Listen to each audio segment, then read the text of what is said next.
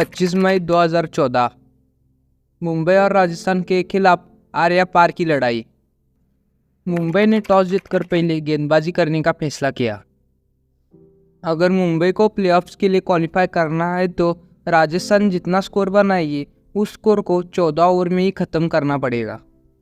राजस्थान के opener Shane Watson और संजू सैमसन ने अच्छी शुरुआत करने की कोशिश की, लेकिन संजू सैमसन तो कामयाब हो गए, लेकिन शेन वॉटसन पूरी तरह से फ्लॉप चले गए थे। हालांकि शेन वॉटसन का स्कोर देखा जाए तो शेन वॉटसन ने 18 गेंदें खेलकर सिर्फ 8 ही रन बनाए थे। अगली बल्लेबाजी के लिए करुण नायर ग्राउंड पर आते हैं। करुण नायर जब ग्राउंड पर खेलने के लिए आए तब आरआर का स्कोर था 8 ओवर पर 43 रन्स, लेकिन करुण नायर और संजू सैमसन ने पूरा स्कोर कार्ड ही बदल दिया। जब 8 ओवर पर 43 रन्स थे, अब 13 ओवर में ही 100 का आंकड़ा पार कर लिया था आरआर ने। संजू सैमसन ने भी बेहद ही खास पारी खेली। 36 गेंदों पर वो 50 जमा चुके थे। उसके बाद करुण नायर भी पीछे नहीं रहे। करुण नायर ने भी 26 गेंदों पर अपनी 50 जमाई। उसके बाद संजू सैमसन ने 2-3 छक्के जमा कर अपना स्ट्राइक रेट भी बढ़ा लिया ही था। तब तक जसप्रीत बुमराह करुण नायर की विकेट लेते हैं। इसके अगले ही ओवर में संजू सैमसन भी श्रेयस गोपाल का शिकार बने। उसके बाद क्रीज पर 2 नए बल्लेबाज थे और दोनों ही ऑस्ट्रेलियन थे, ब्रैड होडगे और जेम्स फॉकनर। लेकिन दोनों ही बल्लेबाजों ने आरआर को एक अच्छी फिनिशिंग टच दी। जेम्स फॉकनर ने 12 गेंदों पर 23 रन की पारी खेली और ब्रैड होडगे ने 16 गेंदों पर 29 रनों की बेहद ही शानदार पारी खेली। इसकी बदौलत आरआर ने 189 का एक बिग स्कोर खड़ा किया था। अब मुंबई को क्वालिफाई करने के लिए 190 रन का स्कोर 14 ओवर में ही फिनिश करना था। इसके लिए मुंबई के 2 विदेशी तगड़े opener Lendl Simmons and Michael Hussey ground पर आ चुके थे, लेकिन लैंडन सिमंस एक अच्छी शुरुआत देते समय धवल कुलकर्णी का शिकार बन चुके थे। अब ग्राउंड पर आते इस मैच का सबसे बड़ा player Corey Anderson. Corey Anderson एक के बाद एक बड़े बड़े छक्के लगा ही रहे थे, तभी कूपर ने माइकल हसी को क्लीन बोल्ड कर दिया।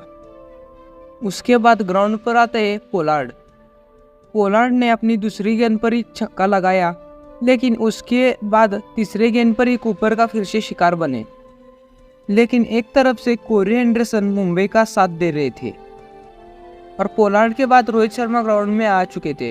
रोहित शर्मा थोड़ी बहुत कोरी एंडरसन को साथ देते और फिर से धवल कुलकर्णी का शिकार बनते हैं। अब इसके बाद की बात करें तो ये मोमेंट मैच टर्निंग का मोमेंट हो चुका था, क्योंकि धवल कुलकर्णी ने अंबाती रायडू का रनआउट मिस कर दिया था। उसके बाद रनआउट मिस करने के बाद अंबाती रायडू ने एंड में आते आते 8 गेंदों पर 23 रन्स बना चुके थे और उसके बाद मतलब उसके साथ ही कोरी एंडरसन ने एक जबरदस्त पारी खेलते हुए 44 गेंदों में 95 रनों की एक तूफानी पारी खेली। इसके बाद मुंबई इंडियंस अभी तक जीवित थी, लेकिन आखिर में आकर मुंबई इंडियंस को जीत के लिए 3 गेंदों पर 14 रनों की गरज थी, लेकिन अंबाती रायडू ने एक फुल टॉस गेंद पर लेग साइड पर एक 6 रन जमाया। लेकिन रन रेट देखते हुए अब मुंबई इंडियंस को एक गेंद पर 2 रनों की आवश्यकता थी। क्रीज पर थे अंबाती रायडू, लेकिन पहली रन तो सफल रहे, लेकिन दूसरे रन पर अंबाती रायडू आउट हो चुके थे। अब मुंबई इंडियंस को क्वालिफाई करने के लिए एक गेंद पर बाउंड्री चाहिए थी, यानी 6 रन चाहिए थे। अब बैटिंग पर आते हैं तारे, और इसकी बाद की स्टोरी तो आपको पता ही होगी।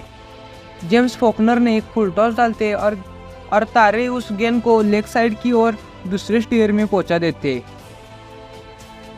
हालांकि इतना सब होने के बाद भी मुंबई इंडियंस फाइनल तक नहीं पहुंचती, लेकिन मुंबई इंडियंस के जुनून को तो मानना पड़ेगा दोस्त।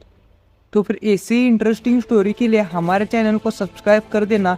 लाइक तो किया ही होगा, लेकिन अगर नहीं किया तो फिर लाइक कर देना मेरे दोस्त। तो फिर मिलते हैं नेक्स्ट वीडियो में, तब तक के लिए बाय दोस्तों।